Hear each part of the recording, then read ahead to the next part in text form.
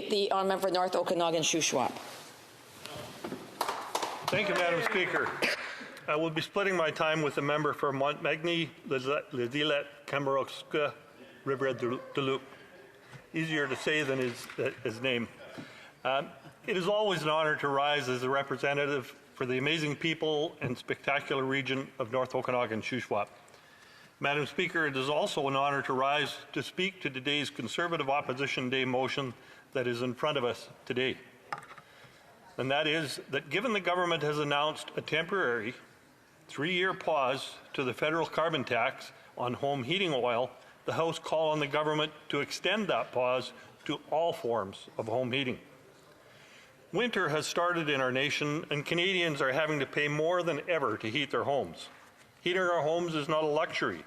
It is essential for survival, and it is an important point that the Liberal regime and their NDP enablers willfully and recklessly ignore.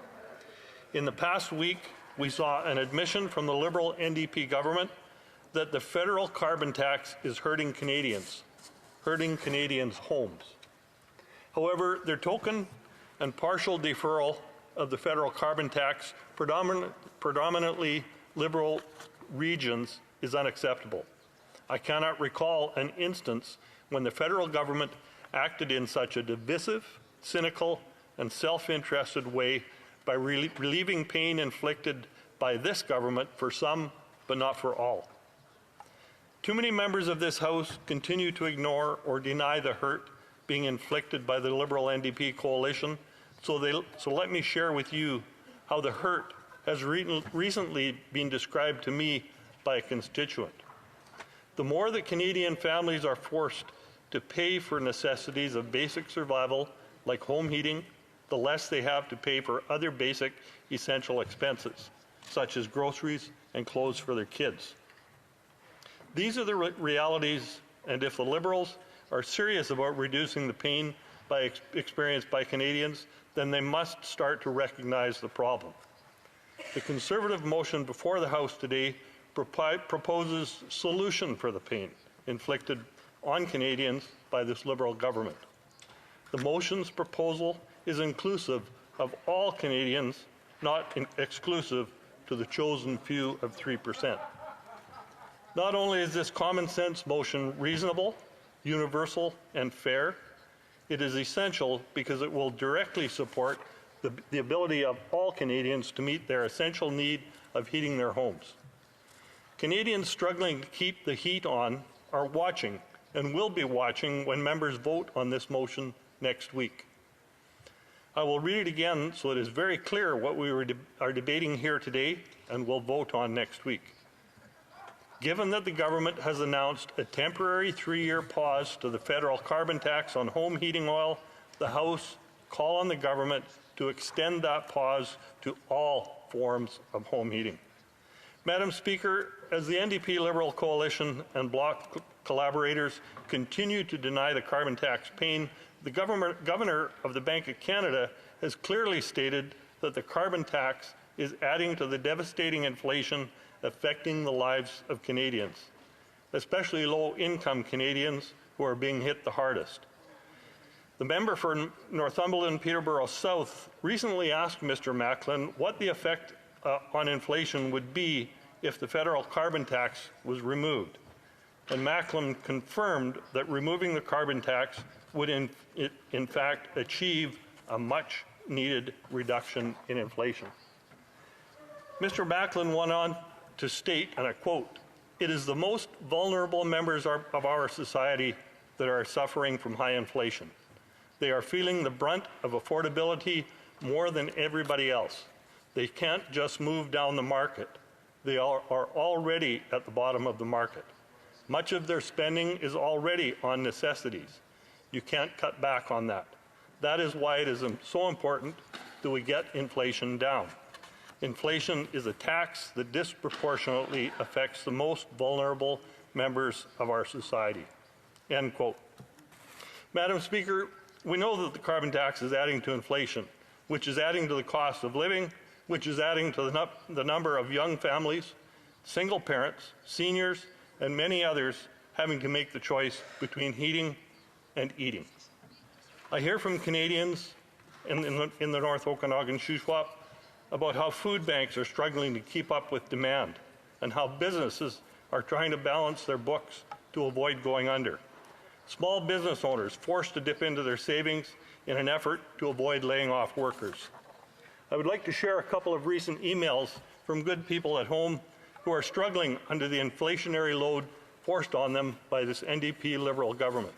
This is one just came in today from an entrepreneurial couple in Salmon Arm.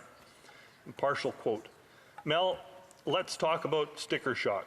We purchased fuel for the generation of power and electricity today. Kind of hard to run solar or electricity on a gravel screening plant.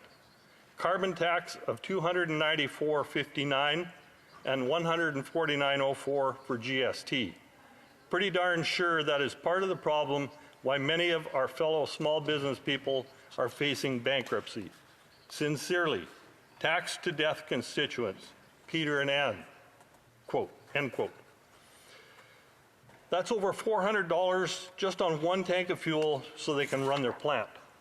That fuel would have been used to clean gravel to build roads, build homes, build farms, and the carbon tax will compound each transaction and add to the cost of all those operations that are needed so badly for people to move, people to have a home, and people to have food to eat. And this message from Ed, quote, look at house insurance, property tax, heating fuel and electrical with the carbon tax, auto fuel costs, home repair costs. Look at a furnace replacement. In 2018, that cost was $5,000. Now the same furnace in my kid's home was quoted by the same contractor at $10,000. What senior could save an additional $5,000 in 4 years when they can't make ends meet? Heat pumps, $4,500 to $11,000 in 4 years. Again, no senior can afford this should they have a breakdown. End quote. Madam Speaker, these are messages I'm getting, and I'm sure many MPs are getting because of this NDP-Liberal government's policies. This Prime Minister is choosing once again to divide Canadians instead of every Canadian feeling proud and being one country and pulling the same direction. We have a Prime Minister who is pitting one group of Canadians against all others. His plan to temporarily pause the carbon tax on home heating will only apply to 3% of Canadians, while 97% are left out in the cold to figure out whether they can afford heating or eating. Even the NDP Premier from British Columbia has said while people in Atlantic Canada are struggling to make ends meet, so are residents in BC. And I quote, at a minimum, fairness demands equal treatment of British Columbians. People struggling with affordability around home heating face the same struggles in BC. It's not a distinct or different struggle. End quote. In the neighboring province, with abundant clean-burning natural gas, which, by the way, will receive no carbon tax exemption anywhere in Canada, the Minister of Employment, Workforce Development and Official Language has a suggestion for Albertans angry with his Liberal government's special treatment of Atlantic Canada over the carbon tax. He said, and I quote, Canadians could always switch their natural gas furnaces for heat pumps instead. But now what is being exposed is that insurance companies don't want homeowners to install heat pumps in locations where winter temperatures fall below -20 Celsius. That's about 85% of Canada's landmass. Madam Speaker, in closing, the Liberal Cabinet Minister responsible for Atlantic Opportunities Agency really took Atlantic Opportunities to heart last weekend when she said, and I quote, I can tell you the Liberal Atlantic Caucus was vocal with what they've heard from their constituents, and perhaps they need to elect more Liberals on the prairies so that we can have that conversation as well. End quote. Well, Conservatives have a better opportunity for Canadians. Instead of dividing Canadians like the Liberals do, a Conservative government will axe the carbon tax for good to make life affordable for all Canadians, not just the ones who vote Liberal. Thank you, Madam Speaker.